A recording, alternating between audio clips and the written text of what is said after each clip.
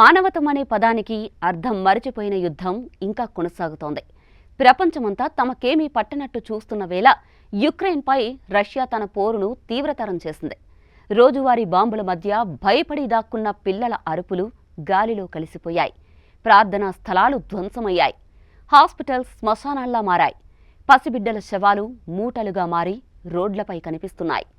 ఈ భీకర దాడిని చూస్తూ ఆవేదన చెందిన యుక్రెయిన్ అధ్యక్షుడు జెలెన్స్కీ ట్రంప్కు ఒక విజ్ఞప్తి చేశారు. మిస్టర్ ట్రంప్, ఈ ధ్వంసాన్ని మీ కళ్లతో చూడండి. ప్రార్థనా స్థలాలు, ఆస్పత్రులపై పడిన బాంబులను చూడకుండా మాతో ఎలాంటి సంబంధాలు పెట్టుకోవద్దు. ముందు యుక్రెయిన్కు రండి అంటూ జెలెన్స్కీ చెప్పిన మాటల్లో బాధ ఎంతో దాగుంది.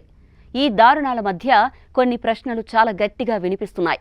అసలు ఈ యుద్ధానికి ముగింపు అనేది ఉంటుందా? రష్యా నిజంగా శాంతి కోరుకుంటుందా? అసలు యుక్రెయిన్లో ఇప్పుడేం జరుగుతోంది?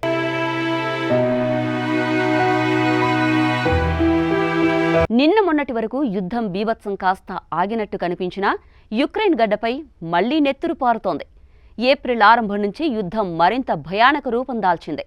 పామ్ సండే పర్వదినాన్ని జరుపుకుంటున్న సమయంలో సుమీ నగరంపై రష్యా మిస్సైళ్ల వర్షం కురిపించింది.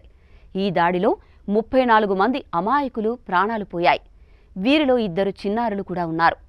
రోడ్లపై నల్లటి శవ బ్యాగులు కనిపిస్తున్నాయి. తల్లిని కోల్పోయిన ఓ చిన్నారి తండ్రి ఒడిలో ఎర్రని కళ్లతో బిగబట్టి పట్టుకుని ఏడుస్తూ నిలబడి ఉన్న దృశ్యాలు కన్నీరు పెట్టిస్తున్నాయి.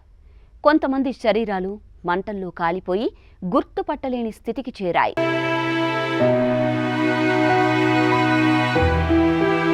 మరోవైపు అమెరికా అధ్యక్షుడు డొనాల్డ్ ట్రంప్ మాత్రం ఈ దాడిపై స్పష్టమైన స్టేట్మెంట్ ఇవ్వడం లేదు. మిస్సైల్ దాడిలో చిన్నారులు సహా ఎన్నో ప్రాణాలు కోల్పోయినప్పుడు బాధితుల పట్ల దయ కూడా కనిపించడం లేదు. అమెరికా చిరకాల శత్రువు రష్యాను కనీసం ఒక్క మాట కూడా అనడం లేదు. అంతేకాదు, శాంతి చర్చలు జరపాలంటూ పదే పదే యుక్రెయిన్పై ఒత్తిడి చేస్తున్నారు ట్రంప్. ఒకవైపు బాంబులు పడుతున్నప్పుడు మరోవైపు మౌనంగా చర్చల పేరుతో కాలం వెళ్లదీసే ప్రయత్నం బాధితులకు శాపమే అవుతుంది. శాంతి అవసరమే, కానీ న్యాయమే లేని శాంతి ఎప్పుడూ సంపూర్ణం కాదు కదా. మరి ట్రంప్ ఈ విషయంలో ఎందుకు శాంతి జపం చేస్తున్నారో ఎవరికీ అంతుబట్టడం లేదు.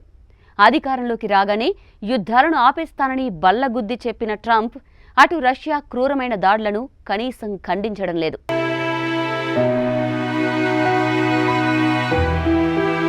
ఈ యుద్ధం ఎప్పటికి ముగుస్తుందో ఎవ్వరికీ తెలియడం లేదు.